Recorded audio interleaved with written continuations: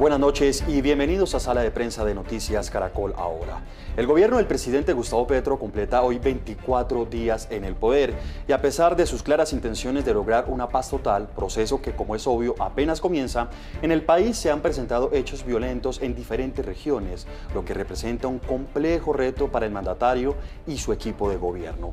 Las balaceras protagonizadas entre bandas en Buenaventura, con la población civil de por medio, las extorsiones que tienen en jaque a decenas de comerciantes en Barranquilla, la violencia que no se detiene en Cartagena, violencia que dejó un niño muerto y la masacre de 4 indígenas en Putumayo son apenas una muestra de lo que está pasando en el país. Empecemos con Buenaventura. Miren lo que pasó en las últimas horas.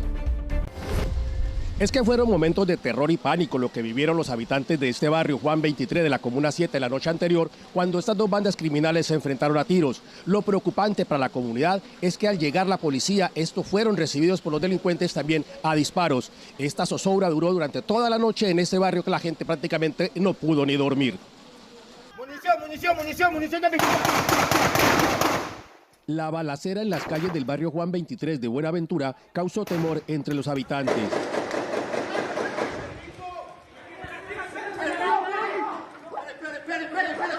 Aunque apenas comenzaba a entrar la noche, los habitantes se resguardaron en sus casas y el comercio cerró sus puertas. Es complicado y un rechazo total a estos acontecimientos que están pasando en algunos barrios de nuestra ciudad. Como líder de la ciudad ya he mandado 2 documentos al Alto Comisionado para la Paz en rechazo y en atención de que el gobierno nacional debe intervenir en nuestra ciudad como tal, porque esto es algo coyuntural. En el lugar se enfrentaban 2 bandas criminales, según las autoridades, los chotas y los espartanos. La fuerza pública reaccionó de inmediato y logró controlar la situación. Con presencia robusta de la policía y la Segunda Brigada de Infantería de Marina, se logró retomar el control definitivo en el territorio, generando la tranquilidad que requiere la comunidad del barrio Juan 23 para permanecer y estar en su territorio. Es de anotar los desplazamientos que estamos recibiendo. En el momento estamos recibiendo desde el día de ayer un desplazamiento que se produjo de acciones generadas el 28 de agosto en el barrio San Luis, más de 30 familias, y en la mañana de hoy me acaban de comunicar que han llegado una nueva familia de este sector.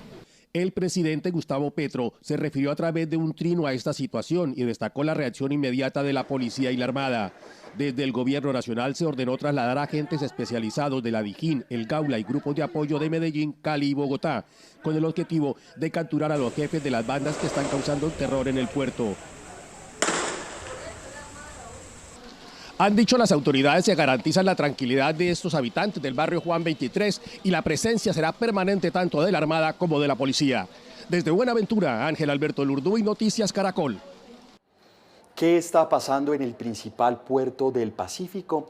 Ese es el tema el día de hoy aquí en Sala de Prensa y por eso a esta hora saludamos a Isaac Morales. Él es coordinador de la línea de convivencia de pares. Bienvenido a Sala de Prensa.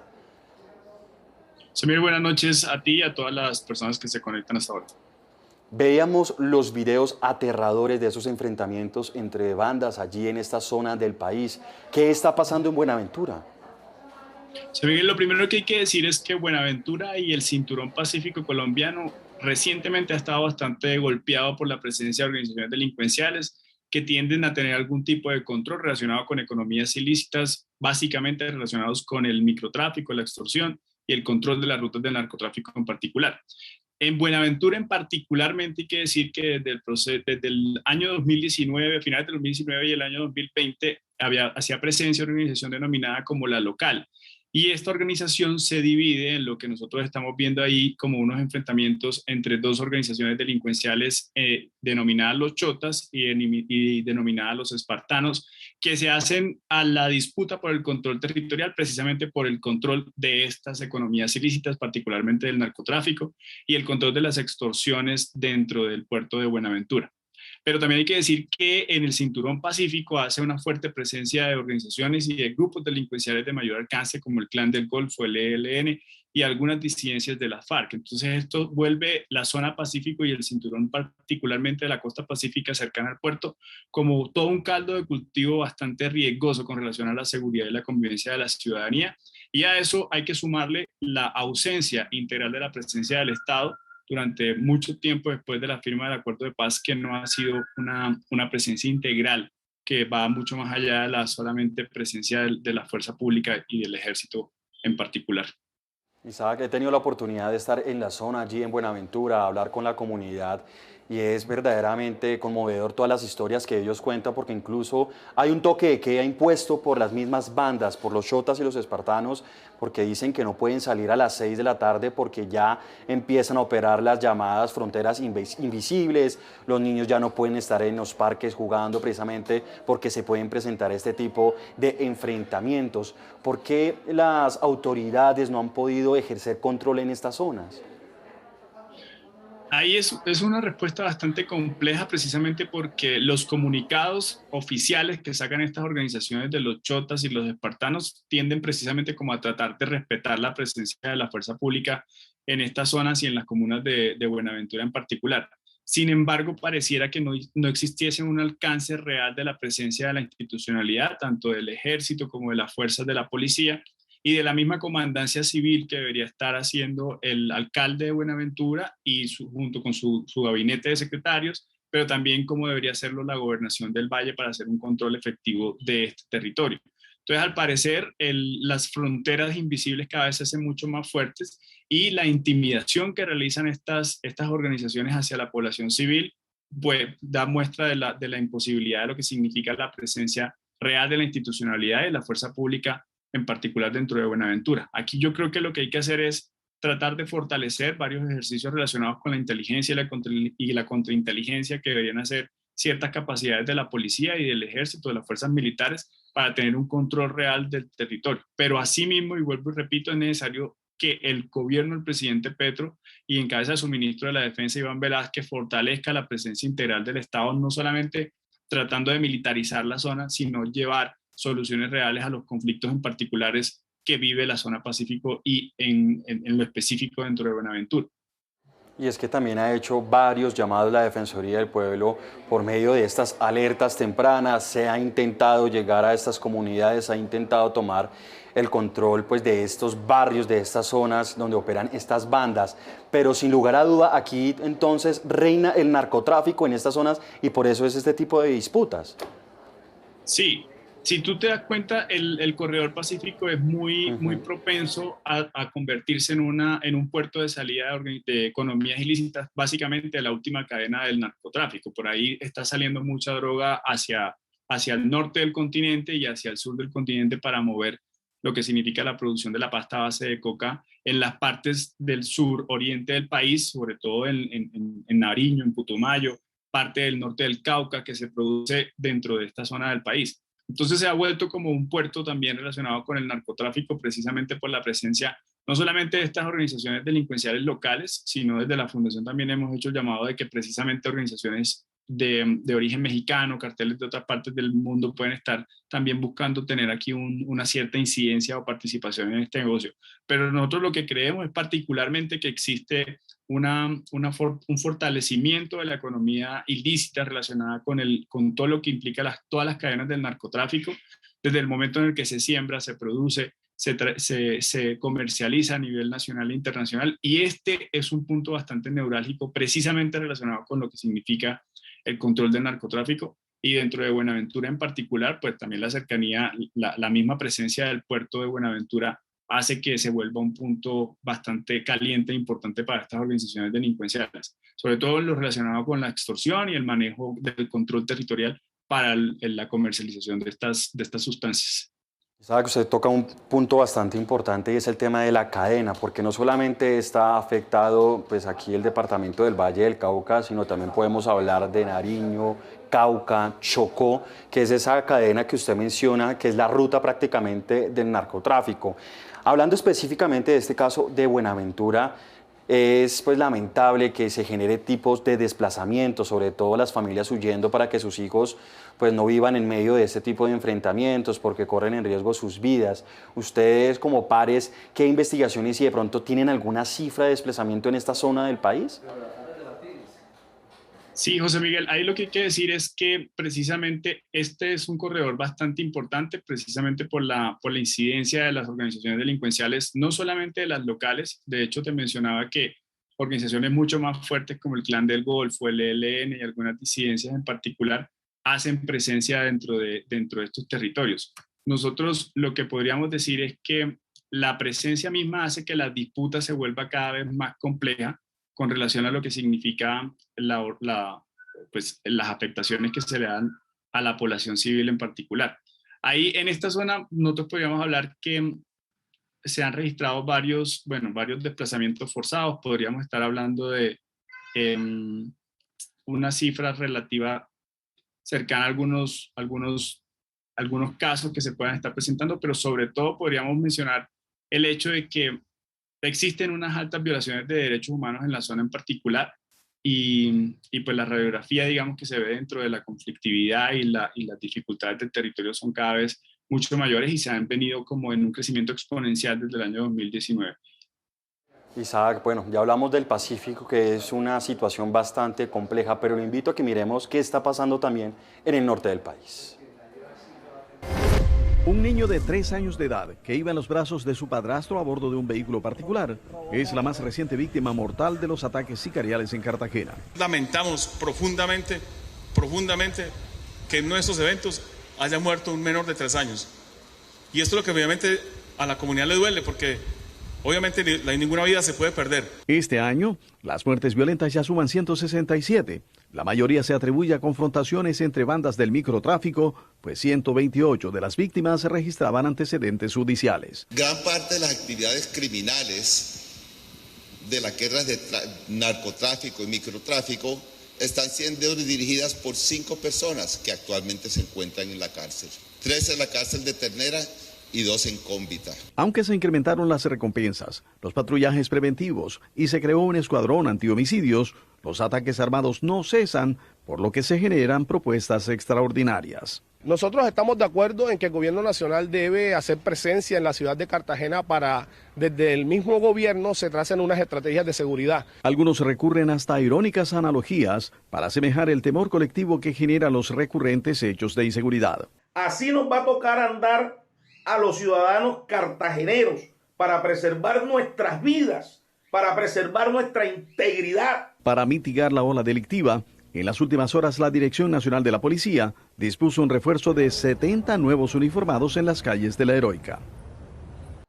Isaac, cifras importantes que escuchábamos anteriormente, 167 muertes violentas en lo corrido de este año, de las cuales 128 de las personas que murieron tenían antecedentes judiciales. ¿Qué está sucediendo en La Heroica? Miguel, lo que pasa en Cartagena es una radiografía general, lo que está pasando también en otras ciudades del país, relacionado con el ajuste de cuentas y los homicidios ejemplarizantes que realizan organizaciones delincuenciales entre las disputas que hay entre ellas.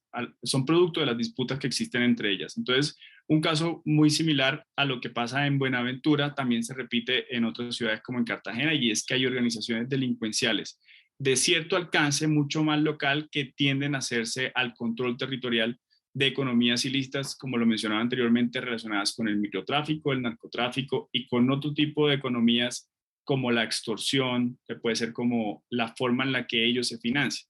Entonces, al existir estas disputas entre organizaciones delincuenciales, en particular de estos niveles, claramente lo que nosotros vemos es que existe una suerte de ajuste de cuentas o una suerte de homicidios ejemplarizantes para poder determinar o para poder demostrar realmente cuál es el alcance que tienen estas organizaciones en estos niveles mucho más locales. Entonces, la consecuencia precisamente de los datos de personas que tenían investigaciones judiciales y que terminan siendo asesinadas es una forma clara de evidenciar que existen unas disputas entre organizaciones y están tratando de hacer mucho más control, diciendo nosotros aquí tenemos presencia y tenemos el control real del territorio. Isaac, veíamos 2 escenarios. Buenaventura, que es prácticamente pues, uno de los municipios que ha tenido problemas por presencia del Estado, hay muchos índices de pobreza, de desplazamiento, de guerra, pero vemos a Cartagena, que es una ciudad turística donde miles de personas van a disfrutar de sus vacaciones, que tiene recursos, ingresos por medio de turismo, también es uno de los puertos importantes de Colombia. ¿Qué pasa con la respuesta del Estado ahora en Cartagena? José Miguel, Permíteme hacer un paréntesis y comentarte, hay un informe que nosotros sacamos que se llama Plomo es lo que hay, es un balance de seguridad de los últimos 4 años, y respondiendo un poco a la pregunta que me hacías anteriormente con relación a los desplazamientos en Buenaventura, nosotros podríamos hablar de más de 5.000 casos entre el 2020 y entre el 2020 y el 2021, como para tener ese dato también ahí, con un recrudecimiento muy fuerte durante el 2019. Pero en Cartagena, digamos que el foco tiene que también convertirse, como lo veíamos en las imágenes anteriores, la demanda de la presencia real del integral de la institucionalidad del Estado para hacer control por parte de la fuerza pública, pero también por parte de las ofertas que debería ser un Estado social de derecho en cualquier territorio. Entonces, el foco que se debe voltear hacia Cartagena no puede ser distinto al que se debe dar hacia Buenaventura, porque precisamente son situaciones muy complejas, en particular cuando uno hace una lectura relacionada con las economías de uso ilícito. En Cartagena también existen particularidades de puerto, que es un punto común relacionado con Buenaventura, y muy seguramente se ha convertido en una de estas zonas de salida de las drogas en el norte del país, como lo pudo haber sido también, o como lo puede estar siendo ahorita también la ciudad de Santa Marta y todo lo que implica la costa caribe en general hacia el norte del país. Entonces, la respuesta del Estado o la respuesta del nuevo gobierno del presidente Petro debe ser un enfoque mucho más contundente con relación a la presencia de la fuerza pública institucional, pero también proveyendo los servicios mínimos que un Estado social de derecho debe hacer para garantizar la seguridad de la ciudadanía. Y este es el enfoque que le ha querido dar el presidente Petro con el concepto de la seguridad humana, y es poner a la persona en el centro y poder fortalecer su presencia y garantizar la convivencia y la seguridad de los ciudadanos en estas zonas del país. Cartagena también tiene una particularidad, y es lo que hemos estado viendo con las situaciones de explotación sexual de menores de edad, que se ha convertido muy recurrente, que también es una forma de economía ilícita.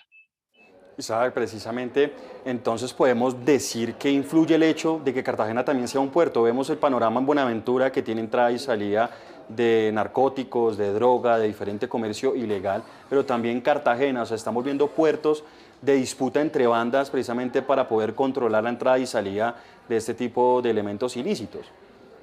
Claro, José Miguel, es un factor común, un común denominador en la medida en que resulta siendo uno de esos puntos de la cadena de narcotráfico que mencionábamos anteriormente.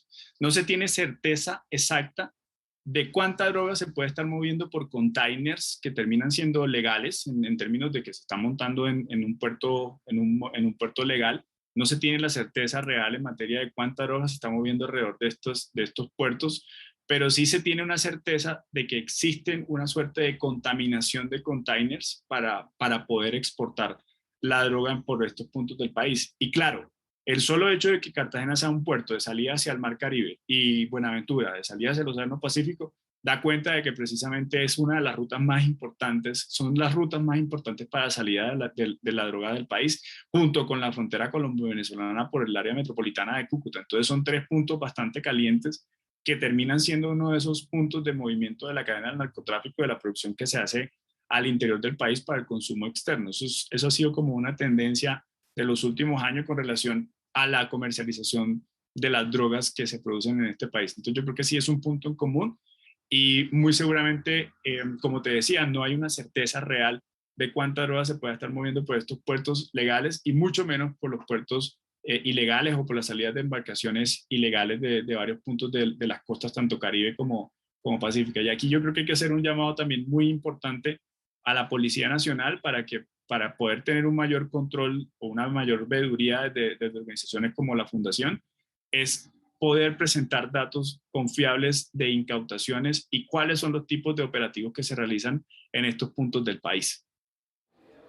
Y en efecto, también no perder el turismo y estos ingresos precisamente por esa percepción de inseguridad que se ha generado en los últimos días en este municipio, esta ciudad de Colombia. Ya hablamos de Buenaventura, ya hablamos de Cartagena, ahora nos trasladamos al norte, más o menos en Barranquilla, más exactamente en Soledad, donde decenas de comerciantes pues ahorita están contemplando la posibilidad de cerrar sus negocios, pues no aguantan más la presión de los extorsionistas. Aquí les contamos.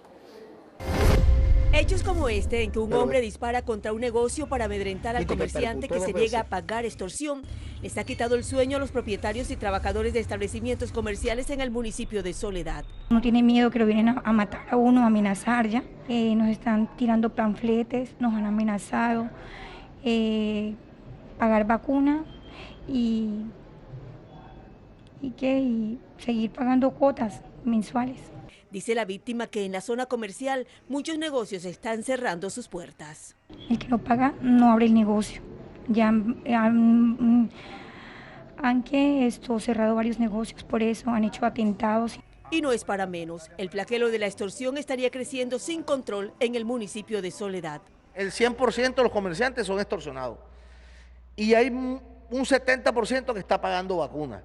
Hay un 25% de las tiendas cerradas totalmente, no tienen posibilidad de abrir porque están económicamente mal, no pueden seguir pagando extorsión. Según la policía, han dado duros golpes a estas bandas criminales. Se logra la captura de 10 individuos por el delito de extorsión. También se realiza una notificación en centro carcelario contra uno de estos delincuentes que desde la cárcel direccionaba este grupo de extorsionistas que cobraba hasta 2 millones de pesos a diferentes comerciantes aquí en el área metropolitana. Desesperados, los comerciantes preparan una marcha y cierre total de establecimiento el próximo 7 de septiembre.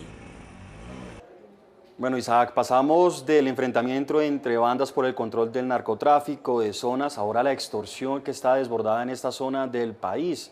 ¿Qué está sucediendo allí en Barranquilla? Miguel, hay que decir que en Barranquilla hay una presencia también muy fuerte de organizaciones de este tipo, organizaciones delincuenciales. En particular, nosotros tenemos referenciada la organización de los costeños, que pareciera ser un brazo del mismo clan del Golfo, que hace una presencia bastante fuerte en el área metropolitana de Barranquilla. Y yo creo que aquí es donde hay que hacer también el llamado a entender estos problemas de seguridad como un problema de área metropolitana, que si bien están ocurriendo fundamentalmente en Soledad Atlántico, pero también como están tocando los otros municipios del área metropolitana de Barranquilla y en Barranquilla en particular.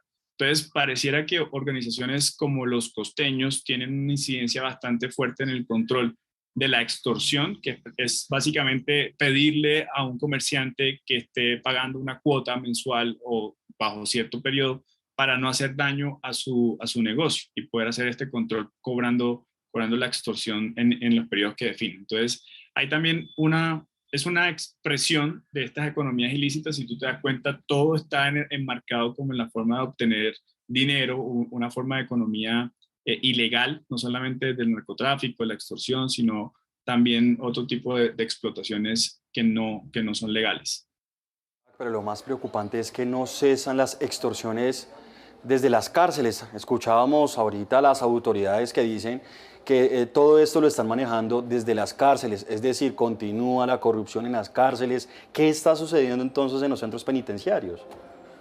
Sí, Miguel, hay bastante evidencia, o por lo menos lo que nosotros hemos estado haciendo en materia del seguimiento a las situaciones de seguridad en el país, que existe una suerte de complicidad por parte de algunos funcionarios del IMPEC, dragoniantes y otros cargos dentro de las instituciones penitenciarias para permitir el acceso de objetos y elementos que no son permitidos dentro de los centros penitenciarios. Entonces pareciera que existiera una complicidad bastante ya descarada por parte de algunos de estos funcionarios del IMPEC que permiten que este tipo de situaciones se vengan evidenciando. Más porque la extorsión hacia los comerciantes, digamos, es la más frecuente y la que más se puede hacer evidente, pero también existen tipos de extorsión dirigidos precisamente a personas en particular. Estas famosas llamadas o los famosos mensajes de texto de extorsión de un familiar por parte del otro para que lo apoye, vienen desde los centros penitenciarios del país. Puede estar saliendo incluso desde aquí de la cárcel de La Modelo en Bogotá o de otros centros penitenciarios del país, haciendo un cobro de extorsiones por este tipo. Entonces, es una cosa que nosotros hemos estado viendo se ha recrudecido y pareciera que la complicidad del IMPEC es bastante descarada. Isaac, ya empezamos a cerrar, se nos empieza a agotar un poco el tiempo, pero quiero finalizar con dos preguntitas. La primera, ¿qué debe hacer el nuevo gobierno para enfrentar estos hechos de violencia en varias regiones del país? Sí, Miguel, lo primero que hay que hacer es, el gobierno del presidente Petro tiene que ponerse al día en materia de lo que va a ser el enfoque de su doctrina militar y policial con relación a las acciones que hay que fortalecer para poder combatir esta presencia de organizaciones delincuenciales en varias partes del país. Lo segundo es fortalecer las acciones de inteligencia y contrainteligencia, tanto militar como policial. Esta es la única forma en la que la autoridad civil, la autoridad militar y policial pueda dar cuenta de cómo realmente están funcionando estas estructuras y cómo realmente es el repertorio de acción que están desarrollando los distintos municipios y en las grandes ciudades del país. O sea, si se fortalece la inteligencia y la contrainteligencia policial, por lo menos, nos va a dar cuenta de esta forma en la que existe una dinámica criminal al interior de las organizaciones. Y tratar de cambiar ese enfoque de lo que significa atacar a los objetivos de alto valor de las organizaciones delincuenciales y más bien enfocarse en la forma neurálgica o estructural de las organizaciones para poder acabarlas de raíz. Si tú te das cuenta, terminan capturando o desmantelando una organización, capturando 5 personas.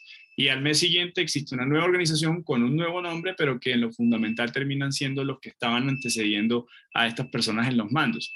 Entonces hay que fortalecer la inteligencia y la contrainteligencia y entender realmente cómo funciona el interior del repertorio criminal de estas organizaciones para poder atacarlos de forma estructural.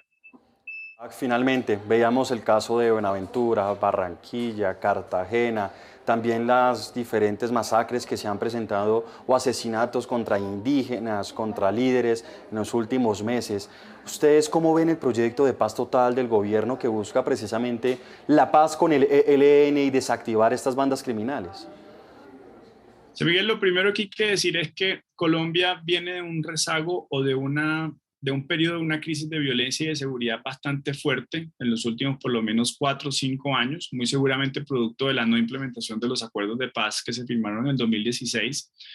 Y buscar esta idea de la consolidación de una paz total implica también entender la naturaleza de estas organizaciones delincuenciales. No es lo mismo que el gobierno de Colombia negocie con una organización como el ELN, que tiene una naturaleza política, beligerante, que tiene una justificación de la violencia pues, de forma política, como ya lo mencionaba, a sentarse a negociar con organizaciones que tienen un carácter mucho más criminal y de organización delincuencial basada en el narcotráfico, como puede ser el Clan del Golfo, que tiene una fuerte presencia en el país.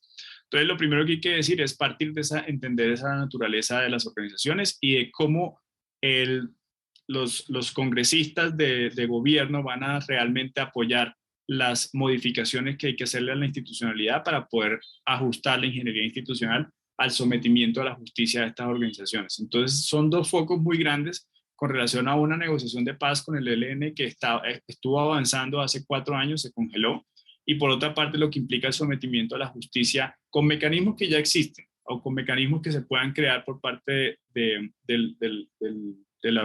los partidos de gobierno del Congreso de la República para pensarse en esa ingeniería de sometimiento real a la justicia de organizaciones delincuenciales. La paz total sin duda sería un ideal para que el país pueda realmente progresar y crecer económicamente, como es la visión que tiene el presidente Petro, pero es un proceso que no se va a hacer de la noche a la mañana, va a ser un proceso muy, muy progresivo y ojalá en las lógicas de lo que significa entender las dinámicas de las regiones, no dándole potestad a los alcaldes que debería tener el Congreso, el Estado o en cabeza del presidente, sino más bien entendiendo realmente esas dinámicas para poder tener una sola figura de negociación y una sola figura de poder someter a la justicia a estas organizaciones. Él es Isaac Morales, coordinador de la línea de convivencia de pares. Gracias por acompañarnos. Sí, muchas gracias, muy buenas noches a todos, que estén muy bien. Y a ustedes también muchas gracias por estar conectados con nosotros. Hasta aquí Sala de Prensa. Sigan conectados con toda la programación de Noticias Caracol Ahora. Feliz noche.